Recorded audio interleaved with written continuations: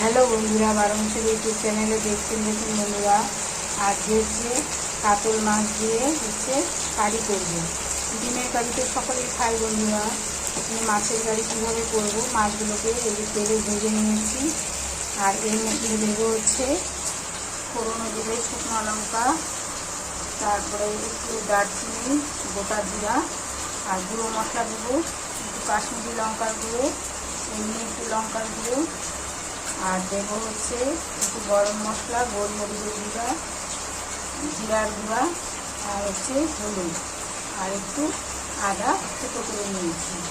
আর এর সাথে দেবো বন্ধুরা পেঁয়াজ কুচিয়ে নিয়েছি, টমেটো কুচিয়ে নিয়েছি, আর কাঁচা লঙ্কা কুচিয়ে নিয়েছি। এখন রান্নাটা করবো, মাছটা ভাজা করে নিয়ে। ভাজা হয়ে গেছে বন্ধুরা। এখন এই তেলের মধ্যে সব ফোড়নগুলো দেবো। প্রথমে দেবো কয়েকটা শুকনো লঙ্কা, একটা বড় এলাচ থেতো করে নিয়েছি, একটু দারচিনি, একটু গোটা জিরে, একটু আদা।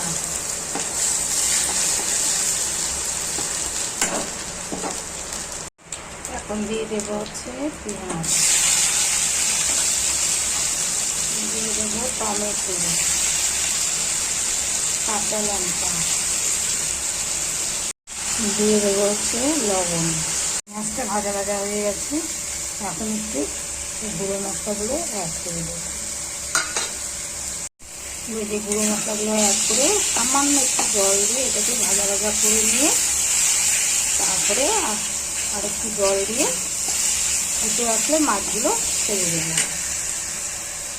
নামানোর আগে বন্ধুরা এই ধনে পাতাগুলো কুচিয়ে দেবো। কষানোর সময় একটু বন্ধুরা কাঁচা সরষের তেল ছড়িয়ে দেব।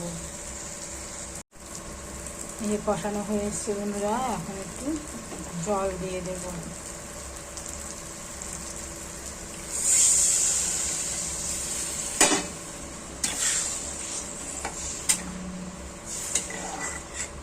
এটা ফুটে আসলে মাছগুলো দিয়ে ধনে পাতাটা দিয়ে দেবো।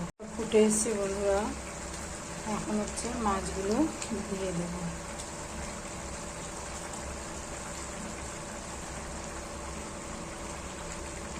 দিয়ে কিছুক্ষণের জন্য ঢাকা দিয়ে রাখবো।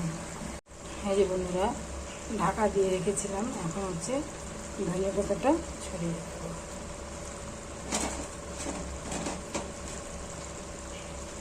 দিয়ে আবার কিছুক্ষণের জন্য ঢেকে রাখবো। এই যে বন্ধুরা, কারিটা আমার তৈরি হয়ে গেছে। আপনারাও এভাবে করে খাবেন। ভালো লাগলে লাইক, শেয়ার, কমেন্ট অবশ্যই করবেন।